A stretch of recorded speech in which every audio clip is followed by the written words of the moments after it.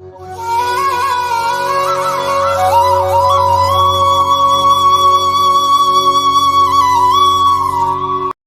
பக்தர்களுக்கு என் அன்பு வணக்கங்கள். ஓம் சாய்ராம். என் அன்பு குழந்தையே, உன்னிடம் நான் ஒரு உண்மையை சொல்ல வேண்டும். இப்பொழுது நீ உயிராய் நினைத்து கொண்டிருக்கும் ஒரு உறவு உனக்கு பிடிக்காத விஷயத்தையும் உனக்கு பிடிக்காத செயலையும் செய்து கொண்டிருக்கின்றார். அதனால் நீ மிகுந்த மன உளைச்சலுக்கு மனவேதனைகளுக்கும் ஆளாக்கி இருக்கின்றாய். கவலைப்படாதே. அவர்களை நல்வழியில் திருத்துவது என்னுடைய பொறுப்பு. என் பிள்ளையான நீ கவலையுற்று மன நிம்மதி இல்லாமல் இருக்காதே. அது உன் சாய் அப்பாவால் தாங்கிக் கொள்ள முடியாது.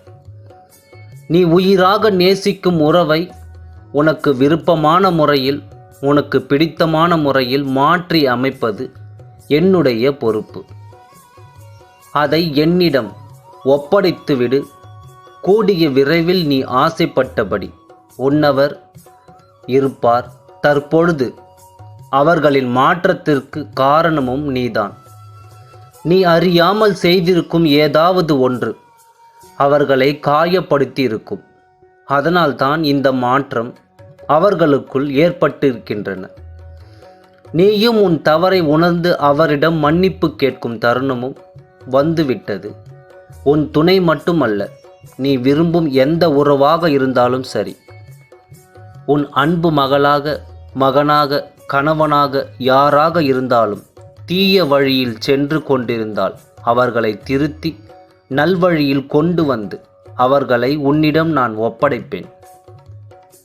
நான் உன்னிடம் வரும்பொழுது உனக்கென சந்தோஷம் மகிழ்ச்சியும் மட்டுமே நிலைத்திருக்கும். இத்தனை நாட்களாக உன் வாழ்வில் இருந்த கஷ்டங்கள், துன்பங்களும் கவலைகளும் அனைத்தும் கரைந்து போகும்படி உன் சாயப்பா நான் செய்வேன். நீ படும் துயரங்களும் சிரமங்களும் தான் உனக்கு பெரிதாக இருக்கின்றது. இந்த உலகில் சிரமப்படாமல் எதுவும் சாத்தியப்படாது. முதலில் எதுவும் சிரமம் இல்லை என்று நம்பு.